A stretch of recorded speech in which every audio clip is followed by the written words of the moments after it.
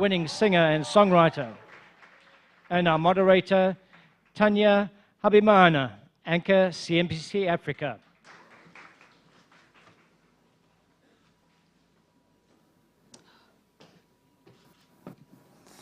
Your Excellencies, dignitaries, and under 30ers, a good afternoon, everyone.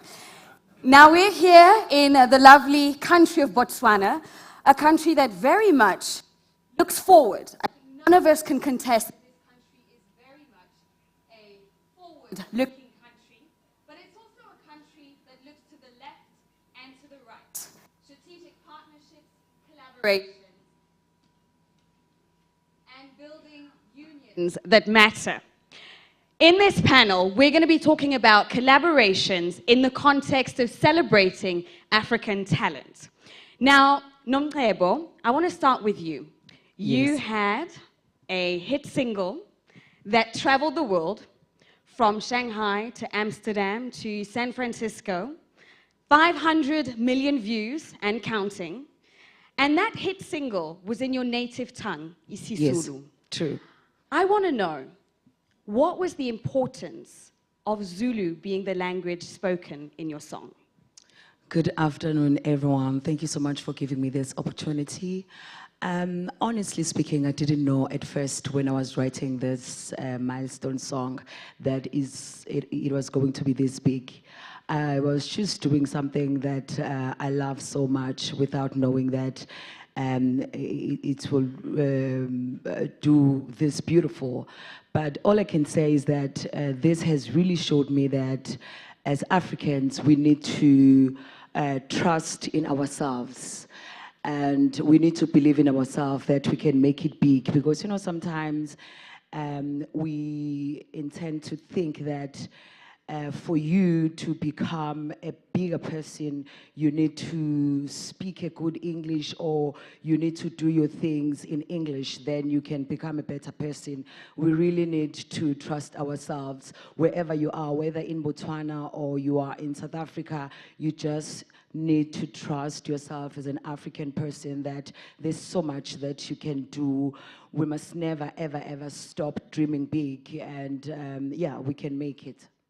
Thank you. Now, Gazi, I want to turn my attention to you. You've played an incredible role in bridging the gap between Africa and the world when it comes to music.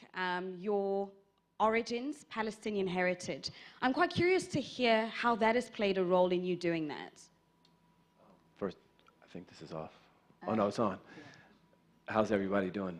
Good afternoon. Thank you for having me here. To answer your question, how's it played into... In all honesty, when you're from a country where colonization has occurred, colonization oftentimes will breed diaspora. And so we figured out as a company how to nurture diaspora. And so my first time coming to the continent, I went to Nigeria. And I spent a lot of time in Nigeria with a lot of the artists from Lagos. And I fell in love with Afrobeat, and I fell in love with the continent of Africa. When I went there for the first time, I think it was 2019. And so I've been coming back and forth ever since, and we've pretty much spent a lot of time understanding how to connect the dots across the world via diaspora. And it's been very heartwarming and very special to see how you can take music from here, export it to other countries and cities where people of African origins live, and then they spread it through their community, and then it multiplies. And I think it all comes back to the power of the music itself and just how great the music is that emanates from here. It's very powerful what you're saying, in how the collaborative nature of it actually helps spread the music further and wider. Nomcebo, actually your Grammy single was a collaboration also. Yes, true. And that was an intra-African collaboration, but True. Multicultural. Yes. How has that experience shaped the way you make music? It has really taught me that as people, we need one another. There's nothing that you can do alone, because even with Jerusalem, I didn't do it alone. So we need each other. And so if you think that you can produce music, you can sing, you can, like, we need one another, hence it's important to respect one another. And yeah, that's what it has taught me, I think. I want to talk about one of my favorite topics, and I hope that the people in the audience will relate to this, the business side of collaboration. Yes. And I'm going to start with Gazi on this one. When it comes to business, when we're going into a partnership, we have contracts to protect a relationship. Now, what I find interesting when it comes to music is that there's the creative element to it. And you, or maybe I'm wrong, but you can't really put a contract to creativity. How do you protect a relationship, protect a collaboration, a partnership, when creativity is involved? Gazi? When I sit with my legal team, I oftentimes tell them that legal should never impede creative. Legal should empower creative. So we have to come up with contracts and constructs that allow people to flourish creatively. And so when we built the company, we built the supply chain, the software, and everything that is Empire in the background, it was always rooted in transparency. So any given artist can log in, see their numbers, their analytics, they can see all the expenses, everything that we spend on their behalf. And then anytime that we do marketing or any type of expanded rollout, we spend a ton of time with our artist partners and our partner labels to actually create the rollout together. So there's a fundamental understanding of the money that's being spent, where it's being spent, and how it's being executed. So everybody has a sign-off. This sounds like common sense, but it's very untraditional in the music business. So we try to take a very common sense and practical approach and say, let's use music as a medium to educate and empower and not to debilitate and control. And so oftentimes in our industry, we keep people very ignorant of how the business works so that we can control them. And we decided to take an approach where we wanted to empower people with knowledge so that we could have better partnerships. And that's why a lot of the artists and artist partners and labels that we work with, we've had very, very long relationships with. That's very powerful, yes. The power of transparency in that. And Nomcebo, I'd like to hear from you. How do you view the business side of partnerships when it comes to collaborating internationally? You mean collaboration with an artist and the company? Yeah. To tell you the honest truth, I don't think it's a healthy relationship because we find many artists dying poor, sometimes not even because they were reckless, maybe they were taking drugs, but also because of the contracts that they've signed. So I strongly believe that we still need to have workshops whereby we teach artists what is exactly that they are signing or what is happening in their contracts, because you find that some of them, they realize later that, oh my gosh, this company maybe has promised to give me 100,000 a month, but later on you realize that you are being booked for maybe 200,000 in one show, and maybe your song is big, you find that you are being booked for maybe you get 4 shows a week, and then later on you end up having a depression or all sorts of things. So I really believe that we need, as people who have walked this road or the path, we need to teach them or to tell them what's going on. And I'm also hoping that also with the companies can really do right, advise the artist in a right way, tell them that maybe before signing these contracts, you need someone to read it for you, whether a lawyer or whatsoever, instead of artist just signing and not knowing what is happening. Thank you for that. And it's very important what you're talking about, the power of education and the importance of being able to share the knowledge and wisdom that you've experienced already. And I understand you have a foundation, which you're quite passionate about. Tell us more about that. I decided to open a foundation because the way I grew up, I was raised by a single parent, so the life wasn't easy. You'll find that I'll go to school with an empty stomach, no shoes, and all of that. So I now want to make sure that I give the young ones the dignity, because sometimes other kids wouldn't like to play with you if maybe you've got a torn shirt and maybe you are not looking proper, you don't have a full uniform. That's why today I have my own foundation called Nomcebo Foundation, where we go out to schools, we give the kids full uniform and sometimes give them food, sanitary pads, because I want to give them dignity. I want them I don't want other kids to see you from outside that, oh, you are from a poor family, you're from a rich family. Gazi, I understand you're also quite passionate about building into the community. How is that translated in your life? One of the things that I did very early before I started at Empire, I taught at a youth center in East Oakland, California, which is a pretty rough neighborhood.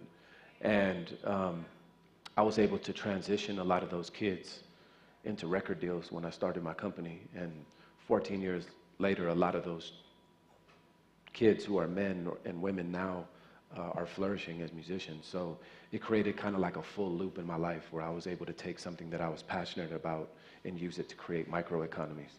And so I'm big on this whole concept of microeconomies, of going into different countries and different cities and setting up shop and then taking an artist, making them successful, and then the next thing you know, that artist needs a road manager, a videographer, a digital marketing manager, a lawyer, so on and so forth, and then the next thing you know, you're feeding 2 or 3 families, and then you move on to the next city, and you do it again and again and again, and then you create a complex network of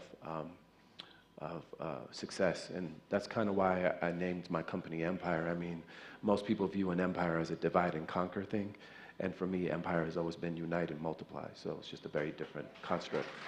Unite and multiply. Nomcebo? And just to add on that also is that, you know, the truth is that I see people here, they're wearing their ties, they're looking beautiful. And, but the truth is that outside it is very, very, very bad. And the way I see it, it's as if we won't have our heroes. The young ones are taking drugs, and I really believe that we can maybe do a change, maybe take them from taking drugs, like maybe have, like now what I'm planning to do is to open a place whereby I'll get the kids to study whether a guitar or a keyboard and all of that, because really it saddens me when I see young ones taking drugs all over the streets as it is happening. And I believe if we can have something that it can keep them busy, it can really, really take them away from the streets. Yeah. Absolutely, absolutely. And inspiration as well. Thank you. I think we can't deny the power that each and every one of us have in this room to make an impact in our respective areas, whether we're running an organization, a state, a community. We all have a role to play. True. And I think that if we go back to the topic of collaboration, Yes. what's beautiful in that is that our role extends further beyond. Is that somebody, and Nomcebo, you actually mentioned this in your talk for Forbes Women Africa, how growing up you would look up to the Beyoncés of this world. Well, you are the Beyoncés of this world for many people Oh my gosh. here. Yes. Thank you so much. Here Thank on you. the continent, but also in other places. There's, you know, with the digital world that we're in now, with somebody listening to your music, there's absolutely no reason why a young girl in India or a young girl in the Netherlands can't turn around and say, wow, look at this woman. Wow. So how do you view that responsibility? That's why today I've got also my own company called Emazulwini Music Productions, because again, I really believe that As much as I'm a second woman after Miriam Makeba, who has passed, to receive an award, meaning that in South Africa right now, I'm the only one with a Grammy Award. But I still believe that I really strongly believe that South Africa is very talented. There are so many artists that can win a Grammy. So that's why today I've opened up this company called Emazulwini, and also want to do justice, and also take them abroad, because I don't know if you know, but I've traveled the whole world because of, yeah, of course. So I really strongly believe that even them, they can do the same. They can travel the world, they're very talented. And also I'm happy that I've inspired them to say it doesn't matter where you come from. Even if you are coming from a poor family, you're an orphan, you can make it, You just need to be focused in life. You can reach your goals, become the person that you want to become, yeah. Absolutely. Thank you for that. And with traveling comes exposure and access. And Yazi, I'd love to hear how that has played a role in actually shaping how your business operates. You have artists that are signed from literally all over the world, from Africa, Asia, the US, all collaborating under one empire. How has that shaped your business? It's done more than shape my business. It's shaped my entire life and my entire being as a human. So being able to travel the world and spend time in all these different places just creates a different level of perspective and a different level of connective tissue all around the world. So I use a mantra in the company all the time. I say access creates culture. And so if we travel to all these places and we grant them access, then we can evangelize the culture and connect the dots. And so what we've done is we've started to put, in the traditional music business, they were all built around the brick and mortar era, where there were CDs and tapes and vinyl. And so those companies were built domestically, and then they had sister companies all over the world. We were blessed to be built in the digital age, where we didn't have to deal with brick and mortar and the construct and the limitations of a brick and mortar industry. And so from the very beginning, I always said I wanted to build a global company. And so I put people all over the world. I'm slowly but surely putting territory managers and satellite offices all over the world. We're about to launch our South Africa office. We've just launched our office in Lagos, London, San Francisco, New York. And then now we're putting territory managers everywhere from Japan, Brazil, Indonesia, so on and so forth, and all over Europe. But essentially what I'm trying to say is you just create this web of energy, but that web of energy can't be created until you travel to these places and you really soak in the culture and understand what you're getting yourself into. Absolutely. Thank you. Thank you for that. Now, in closing, we have, as I mentioned earlier, a room with powerful people in their respective rights doing lots of incredible things. But there are also people logging in online, and this message will be shared. So if you had to speak to the everyday person that is listening to you right now that wants to do something, what would be your message to them? Oh my gosh. My message to them is that they mustn't look down to themselves. They must really believe in themselves. Because sometimes, really, we look down in ourselves. I don't know whether maybe because I don't know, maybe because maybe you're from, as I said earlier on, maybe poor family, or maybe you are an orphan or whatsoever. You start looking down on yourself. You don't believe that you can become a Nomgabozigode of tomorrow. You don't believe that you can be a president of tomorrow. So I want to say to them, really, you can become whatever that you want to become. And I really, really also want to emphasize that as youth, let's just really, really, really, I don't want to say stop, but don't take alcohol the way we are taking it, because sometimes it's disturbed you in your way. You might now find yourself not reaching where you want to reach just because of the drugs. So yeah, that's all I can say. Brilliant, thank you. Thank you so much. And Gazi, your message to the next generation?